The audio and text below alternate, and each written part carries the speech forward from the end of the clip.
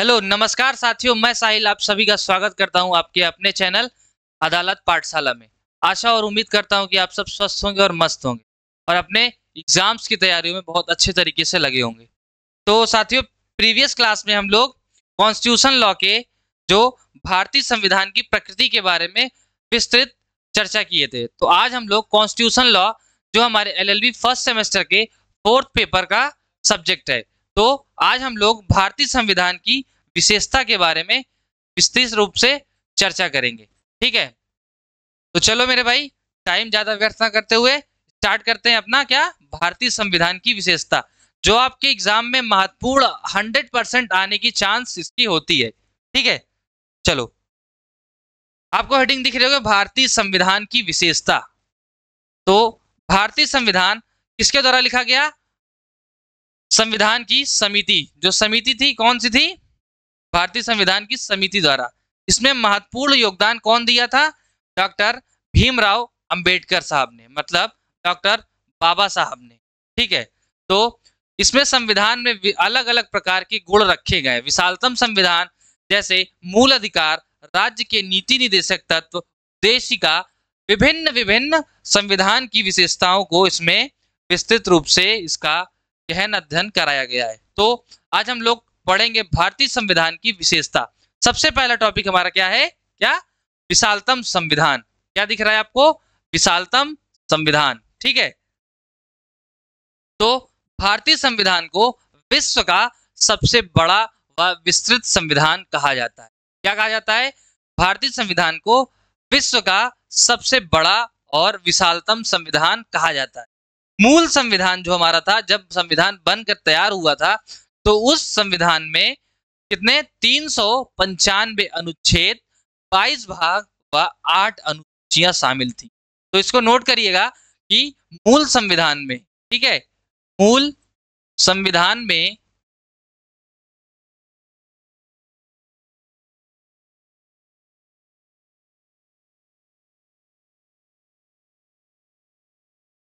395 अनुच्छेद,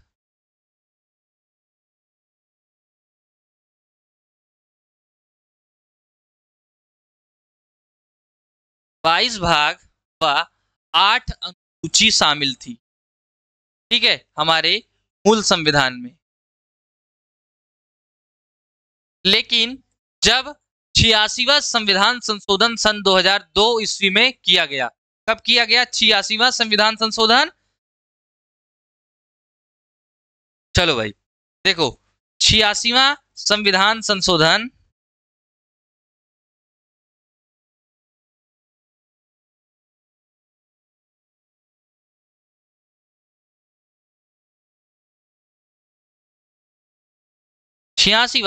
संविधान संशोधन सन 2002 ईस्वी में हुआ। ठीक है, इसको याद रखना, आपके एग्जाम में बहुत महत्वपूर्ण तरीके से पूछता है ये कि 86वां संविधान संशोधन सन 2002 ईस्वी में जब हुआ, तो हमारे अनुच्छेद में कुछ परिवर्तन किया गया। कितने अनुच्छेद हो गए इस संशोधन के बाद? 446 अनुच्छेद हो गए। ठीक है, 446 अनुच्छेद। ठीक है, 26 भाग व 12 अनुसूची शामिल कर दी गई।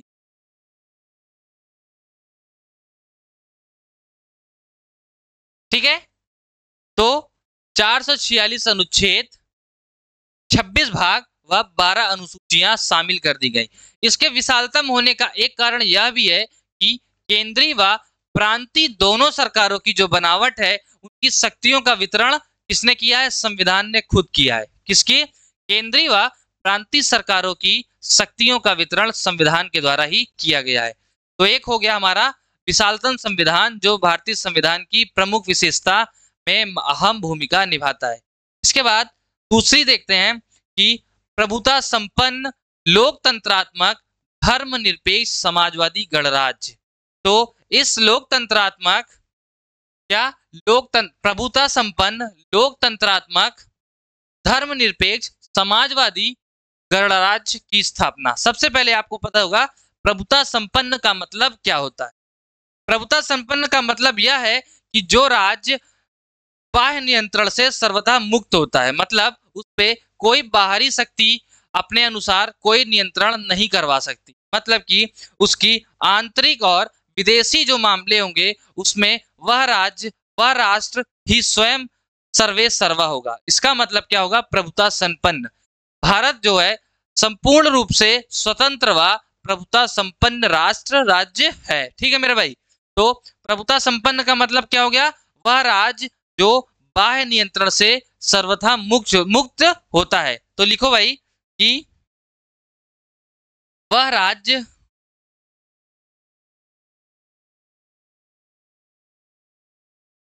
जो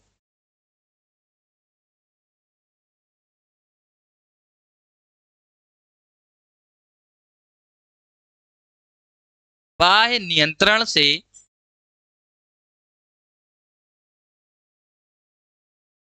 सर्वथा मुक्त होता है। ठीक है, ये हो गया।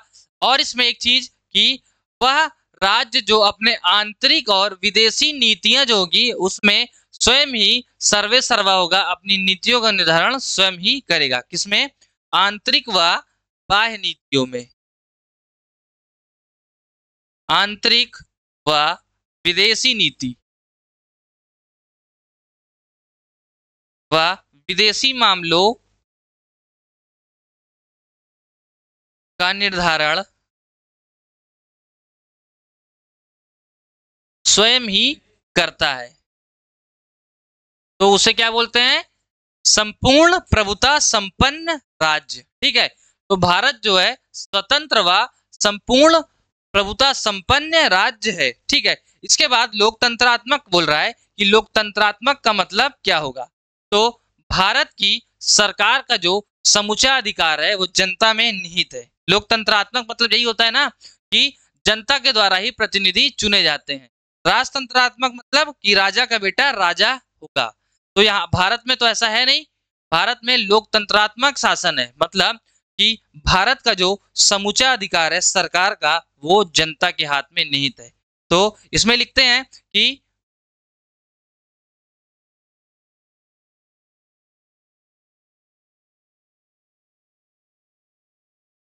भारत में सरकार का समूचा अधिकार मतलब संपूर्ण अधिकार किसके पास है? जनता के पास।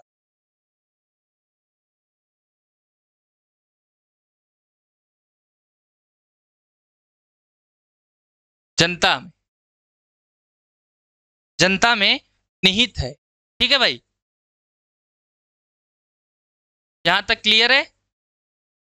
तो लोकतंत्रात्मक का मतलब यह हुआ कि भारत में जो समूचा अधिकार होता है सरकार का वो जनता के पास होता है, जो जनता के लिए जनता द्वारा स्थापित किया जाता है। किसके द्वारा? जनता के लिए, जनता के द्वारा ही।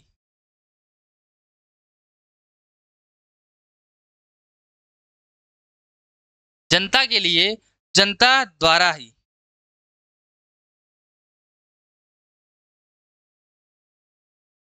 ठीक है ना? तो उसका मतलब क्या हो गया? लोकतंत्रात्मक। तो भारत में समूचा अधिकार जो होता है जनता के पास होता है और भारत की जनता के लिए ही जनता द्वारा जो प्रतिनिधि चुना जाता है। ठीक है, इसके बाद देखते हैं कि क्या कह रहा है? धर्मनिरपेक्ष। धर्मनिरपेक्ष का मतलब क्या हो गया कि हमारे भारत राज्य में किसी विशेष धर्म को कोई विशेष मान्यता प्राप्त नहीं है, सारे धर्मों को एक दृष्टि से देखा जाता है। तो यही धर्मनिरपेक्ष का मतलब हुआ कि भारत एक धर्म निरपेक्ष राज्य है, यहाँ सभी धर्मों को बराबर की दृष्टि से देखा जाता है। ठीक है,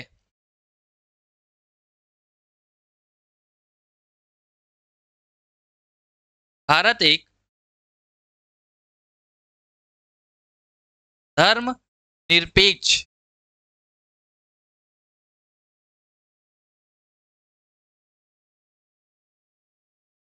ठीक है, भारत एक धर्मनिरपेक्ष राज्य है और यहाँ सभी धर्मों को बराबर की दृष्टि से देखा जाता है।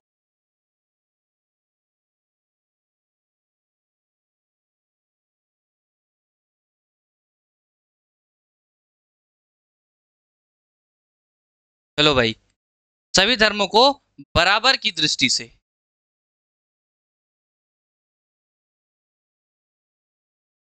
ठीक है ना, बराबर की दृष्टि से देखा जाता है। इसके बाद आ रहा है समाजवाद। समाजवाद क्या है कि भारत का जो संविधान है एक लोकतांत्रिक समाजवाद की स्थापना करता है या परिकल्पना करता है, ना कि समाजवादी समाज की।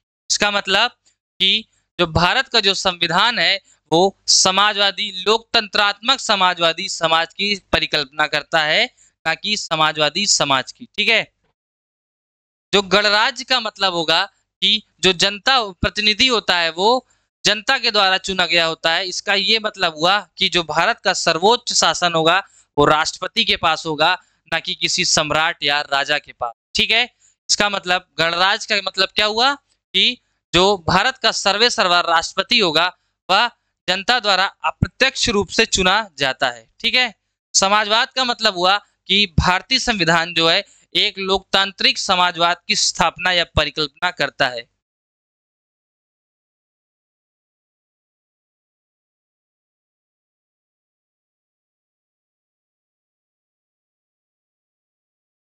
भारतीय संविधान एक लोकतंत्रात्मक समाजवाद की स्थापना करता है।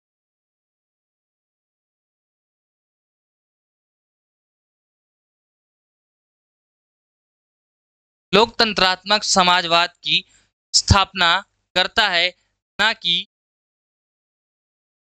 समाजवादी समाज की। ठीक है,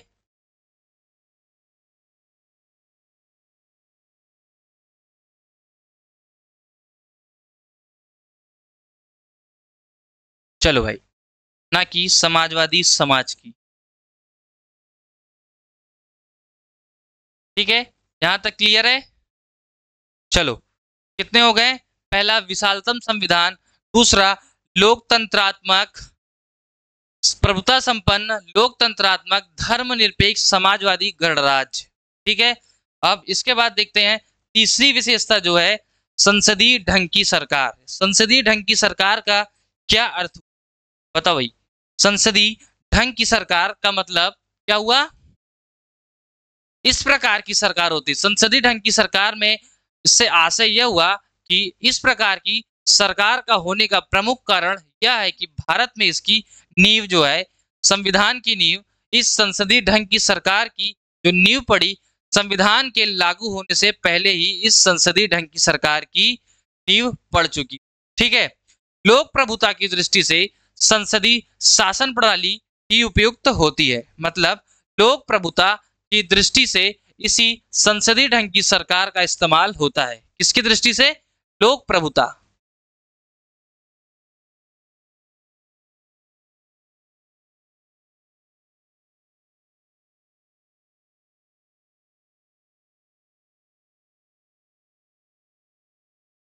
लोक प्रभुता की दृष्टि से इसी संसदीय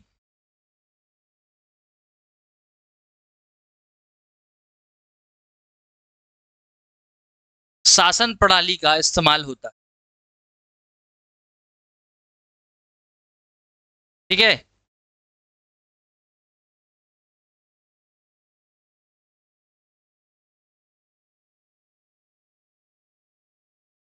और इस संसदीय ढंग की जो सरकार थी, संसदीय शासन प्रणाली की जो स्थापना हुई थी भारत में संविधान के लागू होने के पहले ही इसकी नींव पड़ चुकी। ठीक है, इस संसदीय ढंग की सरकार में इससे आशय यही हुआ कि इसमें जो जनता होती है वही सर्वे सर्वा होती है।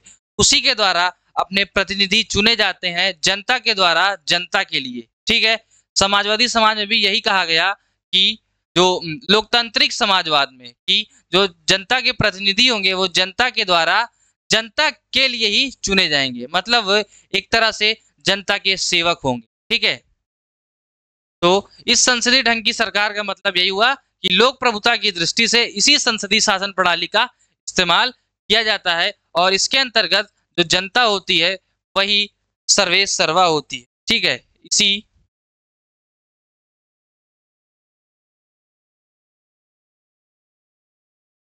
शासन में जो जनता है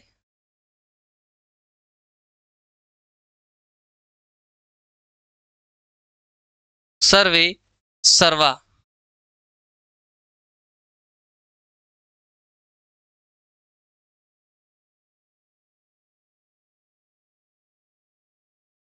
ठीक है चलो, इसी शासन में जनता सर्वे सर्वा होती है।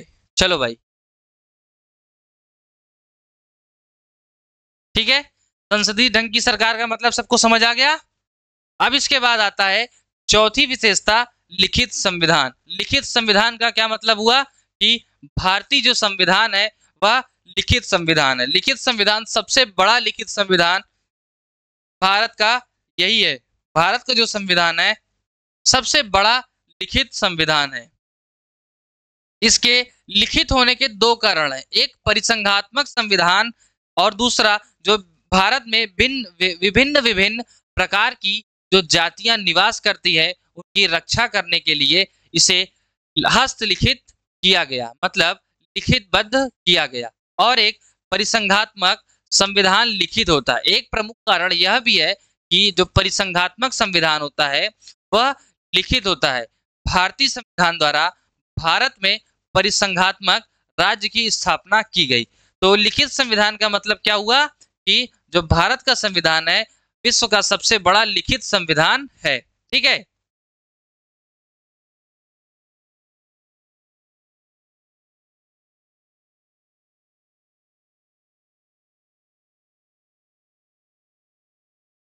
विश्व का सबसे बड़ा लिखित संविधान।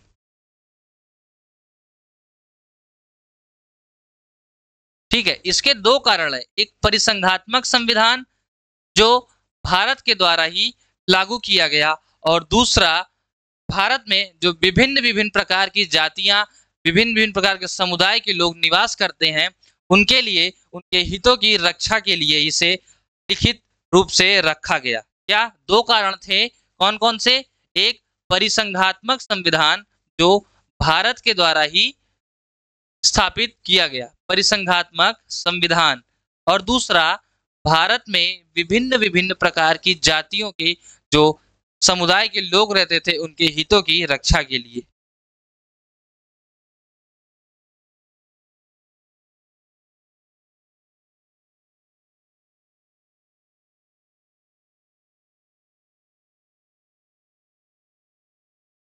रक्षा के लिए। ठीक है, क्लियर है भाई यहां तक? चलो, तो चार हो गए, एक विशालतम संविधान, एक दूसरा संपूर्ण प्रभुता संपन्न लोकतंत्रात्मक धर्मनिरपेक्ष गणराज्य, तीसरा संसदीय ढंग की सरकार और चौथा लिखित संविधान। इसके बाद देखते हैं कि कौन सा है उद्देशिका, मतलब प्रियम्बल। प्रियम्बल का मतलब क्या हो गया कि किसी भी संविधान में जब संविधान को लिखा जाता है तो उसमें उद्देश्य को जरूर रखा जाता है। तो उसी प्रियम्बल उद्देशिका का क्या मतलब होगा, मतलब आप किसी काम को करते हैं तो कोई ना कोई उद्देश्य होता है, मोटिव होता है ना। तो इसी तरह भारतीय संविधान को लिखने का उद्देश्य क्या था? तो भारतीय संविधान जो भारत के लोग संविधान द्वारा संपूर्ण प्रभुता संपन्न समाजवादी निरपेक्ष लोकतंत्रात्मक गणराज्य की स्थापना करना था। इस उद्देशिका में कहा गया कि हम भारत के लोग भारत को संपूर्ण प्रभुता संपन्न लोकतंत्रात्मक धर्मनिरपेक्ष समाजवादी गणराज्य की स्थापना करना चाहते हैं। ठीक है, इसका उद्देश्य क्या था कि हम भारत के लोग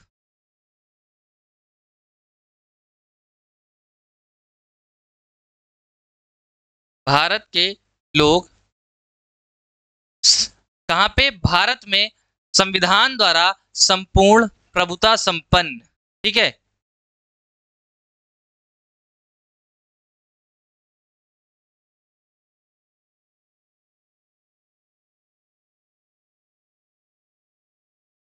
प्रभुता संपन्न का मतलब ये हुआ कि जहां पर किसी बाह्य शक्ति पर किसी राज्य का शासन ना हो, मतलब जो राज्य हो वही अपने आप में सर्वे सर्वा हो। तो हम भारत के लोग भारत को संपूर्ण प्रभुता संपन्न लोकतंत्रात्मक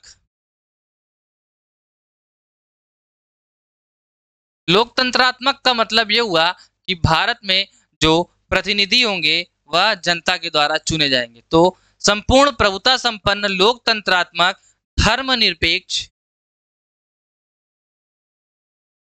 धर्मनिरपेक्ष का आशय ये हुआ कि भारत में सभी धर्मों को बराबर की दृष्टि से देखा जाता है। संपूर्ण प्रभुता संपन्न लोकतंत्रात्मक धर्मनिरपेक्ष समाजवादी गणराज्य, ठीक है, समाजवादी गणराज्य की स्थापना करना चाहते हैं।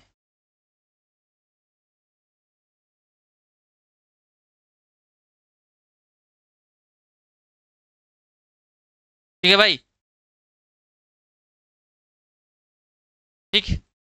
तो उद्देशिका का मतलब ये हुआ कि हम भारत के लोग भारत को संपूर्ण प्रभुता संपन्न धर्मनिरपेक्ष लोकतंत्रात्मक गणराज्य की स्थापना करना चाहते हैं और भारत में सर्वे सर्वा संविधान ही है, क्योंकि संविधान को सर्वोच्च विधि कहा गया है। ठीक है,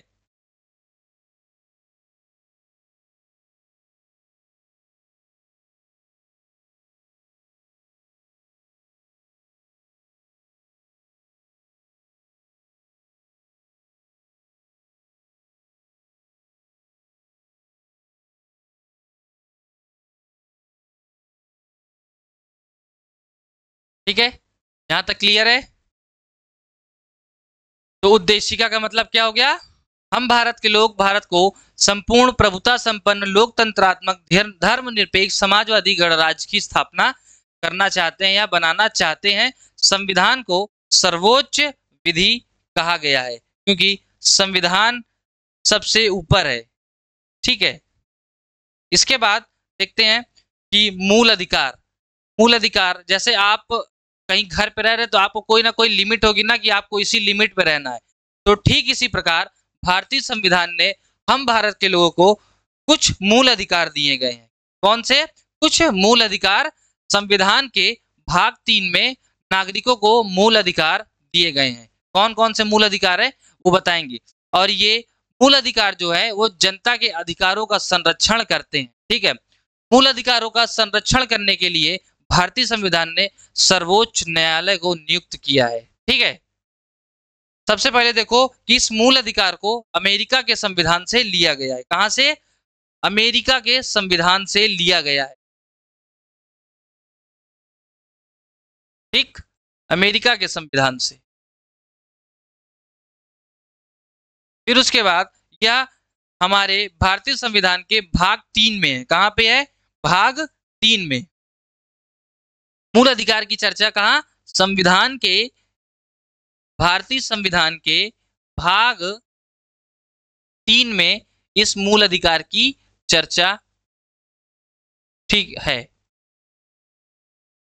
ठीक है, और ये मूल अधिकार का संरक्षण किसको करने के लिए कहा गया है? सर्वोच्च न्यायालय को दिया गया है इसका संरक्षण। ठीक है, सर्वोच्च न्यायालय मूल अधिकारों के, अगर कोई व्यक्ति किसी के मूल अधिकारों का अतिक्रमण या हनन करता है तो उसके लिए वह सर्वोच्च न्यायालय जा सकता है। ठीक है, सर्वोच्च न्यायालय को संविधान का संरक्षक कहा गया है।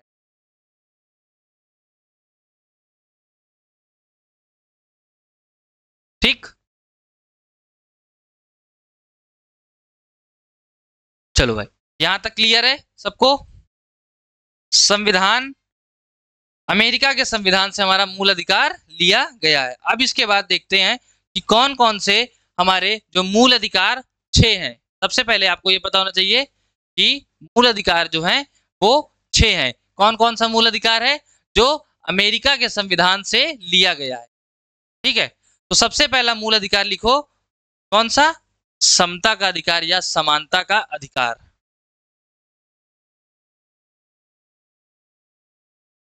समानता,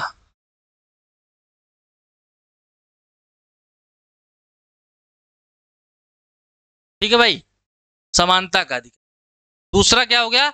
शोषण के विरुद्ध अधिकार या स्वतंत्रता का अधिकार। लिख लो, स्वतंत्रता का अधिकार। स्वतंत्रता का अधिकार, आप वहीं तक स्वतंत्र हैं जहां पर या जहां तक दूसरे की स्वतंत्रता को आप हानि ना पहुंचाएं। तो समानता का अधिकार, स्वतंत्रता का अधिकार, और तीसरा शोषण के विरुद्ध अधिकार। तीन हो गए, शोषण के विरुद्ध, ठीक है, शोषण के विरुद्ध अधिकार। चौथा कौन सा है भाई? चौथा क्या होगा? धार्मिक स्वतंत्रता का अधिकार। कि मतलब भारतीय संविधान ने भारत के लोगों को किसी भी धर्म को मानने की इजाजत दी है।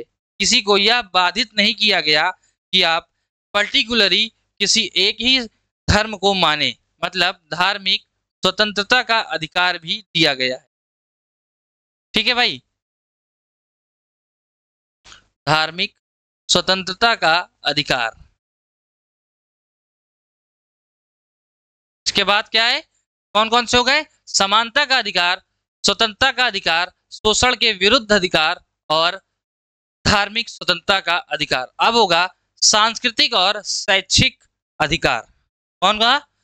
सांस्कृतिक और शैक्षिक अधिकार।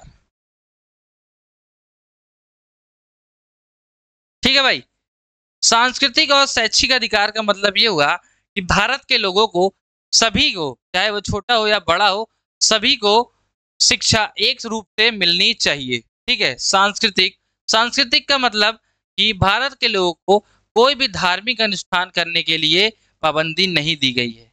सांस्कृतिक और शैक्षिक अधिकार। ठीक है भाई, इसके बाद क्या होगा? संवैधानिक उपचारों का अधिकार।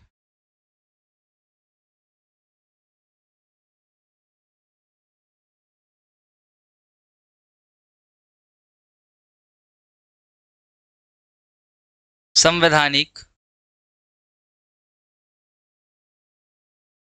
उपचारों का अधिकार।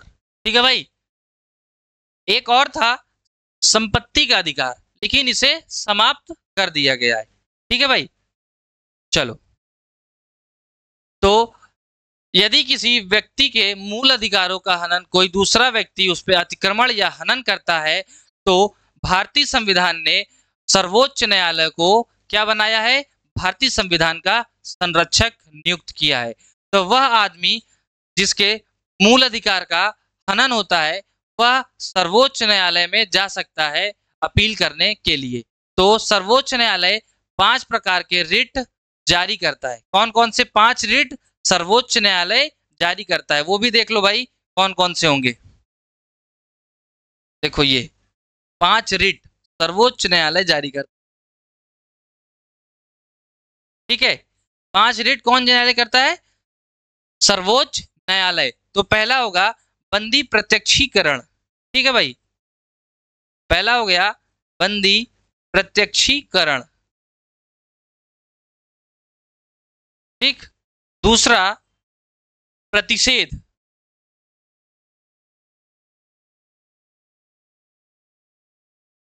ठीक है, फिर तीसरा परमादेश, फिर चौथा अधिकार परीक्षा। यह कौन जारी करता है? सर्वोच्च न्यायालय, मतलब सुप्रीम कोर्ट। और पांचवा उत्प्रेषण। ये 5 प्रकार के रिट सर्वोच्च न्यायालय जारी करता है। ठीक है भाई, यहां तक क्लियर है? चलो, तो मूल अधिकार 6 हैं: समानता का अधिकार, स्वतंत्रता का अधिकार, शोषण के विरुद्ध अधिकार, धार्मिक स्वतंत्रता का अधिकार, सांस्कृतिक और शैक्षिक अधिकार, संवैधानिक उपचारों का अधिकार। 7वां संपत्ति का अधिकार था, जिसे समाप्त कर दिया गया। और यदि किसी व्यक्ति के द्वारा किसी व्यक्ति के मूल अधिकारों का हनन होता है, तो वह व्यक्ति सर्वोच्च न्यायालय, जिसे भारतीय संविधान ने मूल संरक्षक या मूल अधिकार का संरक्षक नियुक्त किया है, वह वहां जाके अपील कर सकता है और वहां से उसे 5 रिट सर्वोच्च न्यायालय जारी करता है। पहला बंदी प्रत्यक्षीकरण, दूसरा प्रतिषेध, तीसरा परमादेश, चौथा अधिकार परीक्षा, 5वां उत्प्रेषण। ठीक है भाई, चलो आगे बढ़ते हैं। इसके बाद आता है राज्य के नीति निदेशक तत्व। राज्य के नीति निदेशक तत्व का मतलब directive principle of state policy. यहाँ पे होगा स्टेट, डीपीएसपी, जिसे हमने आयरलैंड के संविधान से लिया है, इसे राज्य के नीति निदेशक तत्व, आयरलैंड के संविधान।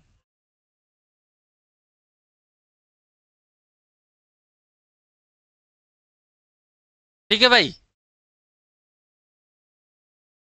तो राज्य के जो नीति निदेशक तत्व होंगे कहां से लिया गया है?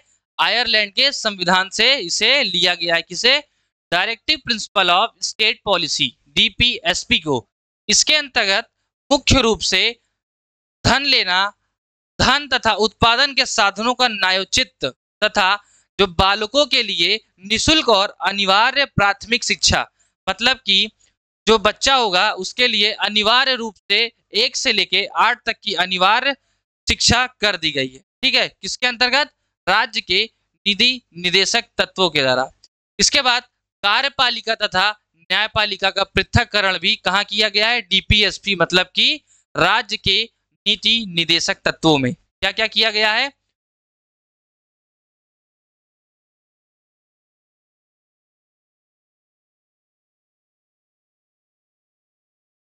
कार्यपालिका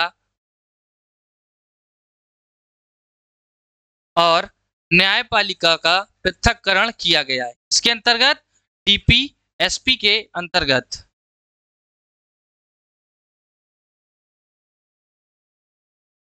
ठीक है, फिर उसके बाद बच्चों की अनिवार्य शिक्षा,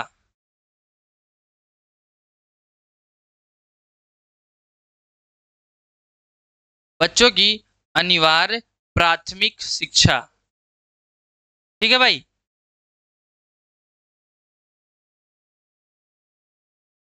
अनिवार्य प्राथमिक शिक्षा। ठीक है भाई। फिर उसके बाद इस राज्य के नीति निदेशक तत्व का मुख्य उद्देश्य ये भी था कि देश के लोगों का स्तर ऊंचा उठाया जाए, मतलब देश के लोगों के स्तर को ऊंचा उठाने के लिए भी इस राज्य के नीति निदेशक तत्वों को हमारे भारतीय संविधान में रखा गया। देश के लोगों के जीवन स्तर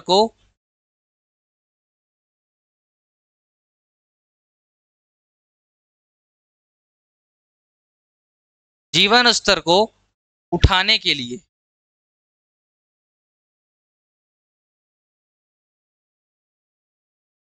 ठीक है, यहां तक क्लियर है भाई?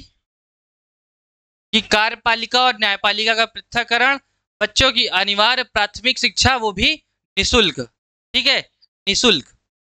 जो आंगनवाड़ी होता है ना, उसी में निशुल्क प्राथमिक शिक्षा की गई है। और देश के लोगों के जीवन स्तर को ऊंचा उठाने के लिए धन तथा उत्पादन के साधनों का न्यायोचित, इसके साथ साथ इसके लिए भी इस राज्य के नीति निदेशक तत्वों को रखा गया है, किसमें? भारतीय संविधान में, जो एक मुख्य विशेषता डीपीएसपी है। इसके बाद देखते हैं कठोरता तथा नम्यता का समन्वय।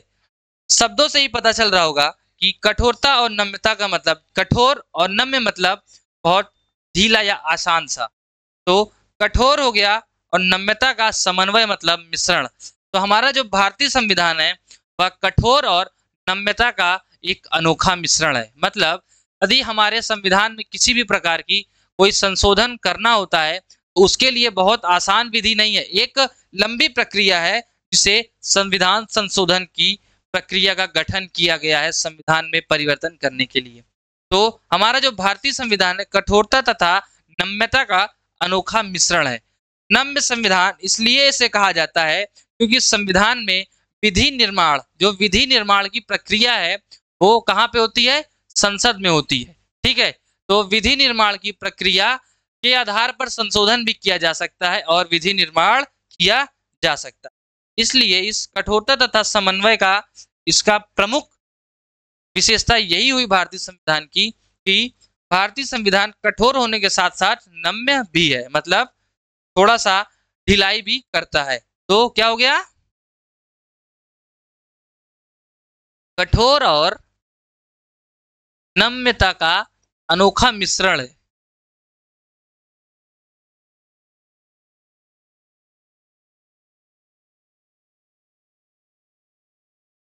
ठीक है भाई, यहां तक क्लियर।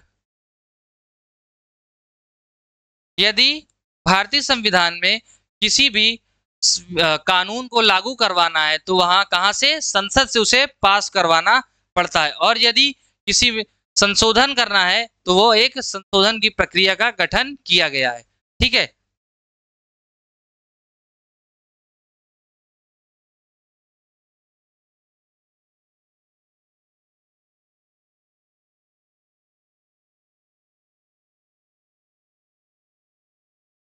संशोधन के लिए प्रक्रिया का गठन।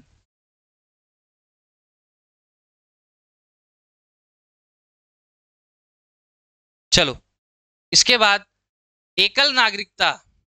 एकल नागरिकता का मतलब क्या हुआ कि इकहरी नागरिकता हमारे भारतीय संविधान की विशेषता है। भारतीय संविधान को एक अपवाद के रूप में कहा जाता है, यह संघात्मक संविधान है। संघात्मक का मतलब यह हुआ कि जहां पे राज्य और केंद्र दो शक्तियां होती, राज्य की अलग शक्तियां और केंद्र की अलग शक्तियां, उसे क्या कहते हैं, संघात्मक। तो भारतीय संविधान को इसका संघात्मक संविधान का एक अपवाद कहा जाता है। केंद्र के पास अपनी अलग शक्ति और राज्य के पास अपनी अलग शक्ति इस प्रकार से की गई है, केंद्र राज्य के बीच में हस्तक्षेप ना करे और राज्य केंद्र में। ठीक है भाई, तो एकल नागरिकता का मतलब क्या हो गया, भारतीय संविधान में जो है एकल नागरिकता की व्यवस्था है, सिर्फ और सिर्फ केंद्र के द्वारा ही भारतीय नागरिकों को नागरिकता मिलती है। ठीक है, तो इसके बाद क्या है, भारतीय संविधान के निर्माताओं का जो विचार था कि दोहरी नागरिकता अगर भारत में होगी तो भारत के लोगों को समस्या उठानी पड़ सकती है या वह हमारी नागरिकता में बाधक हो सकती है, इसलिए एकल नागरिकता की व्यवस्था कहाँ की गई है, हमारे भारतीय संविधान में इकहरी नागरिकता।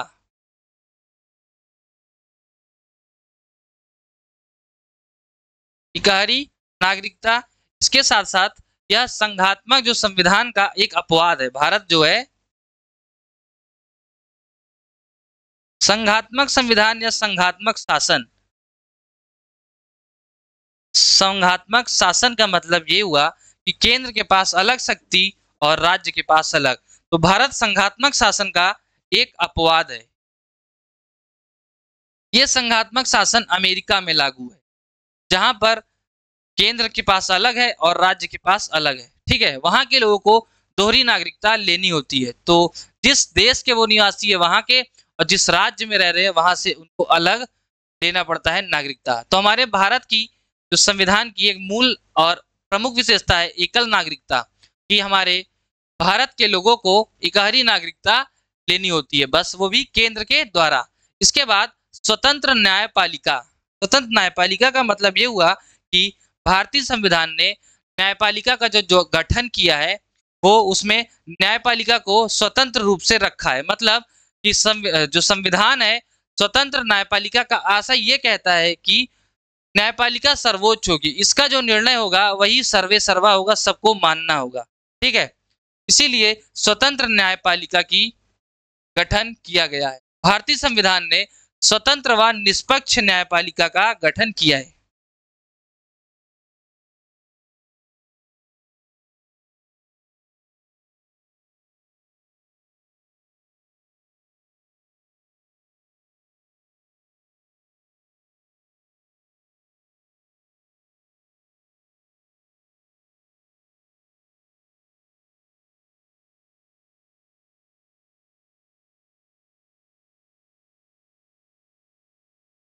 स्वतंत्र व निष्पक्ष न्यायपालिका की व्यवस्था की गई है।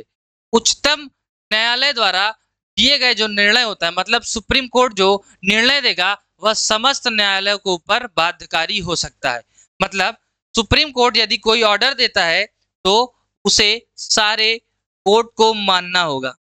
इसको सारे न्यायालयों को सुप्रीम कोर्ट के द्वारा जो दिया गया निर्णय होगा वो सबको मानना होगा।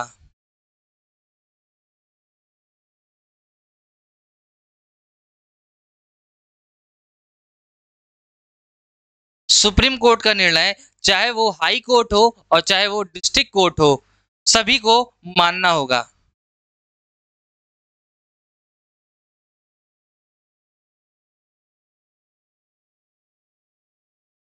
क्या? सुप्रीम कोर्ट का निर्णय सभी न्यायालयों को मानना होगा। ठीक है,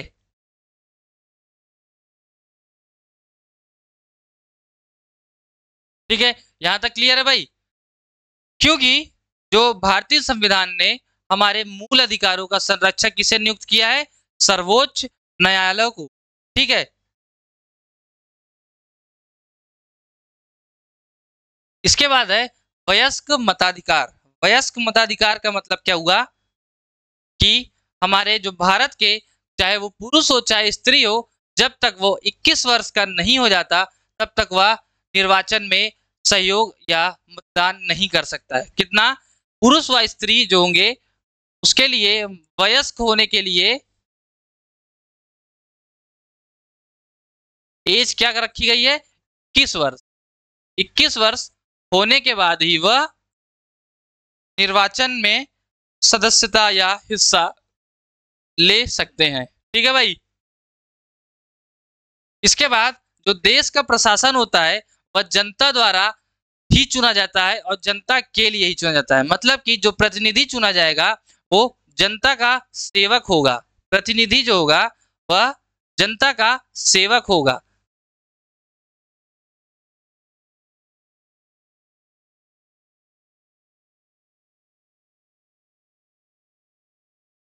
प्रतिनिधि जनता का सेवक होगा। और यह प्रतिनिधि कब चुना जाएगा? जब भारत का कोई भी स्त्री या पुरुष 21 वर्ष का हो जाएगा, तब प्रतिनिधि जनता के द्वारा जनता के लिए ही चुना जाएगा। ठीक है, 21 वर्ष के होने के बाद ही वह निर्वाचन में मताधिकार या मतदान कर सकता है। ठीक है, यहां तक क्लियर है भाई?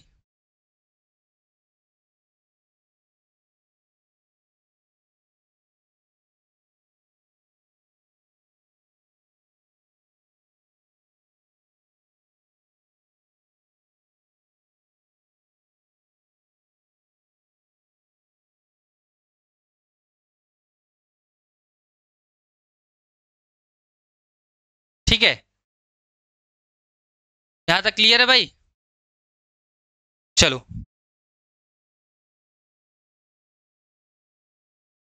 तो चलो मेरे भाई, यहीं पे क्लास समाप्त हुई। अगर वीडियो पसंद आई हो तो एक लाइक, सब्सक्राइब और शेयर जरूर करना। मिलेंगे नेक्स्ट क्लास में, तब तक के लिए बने रहना। जय हिंद।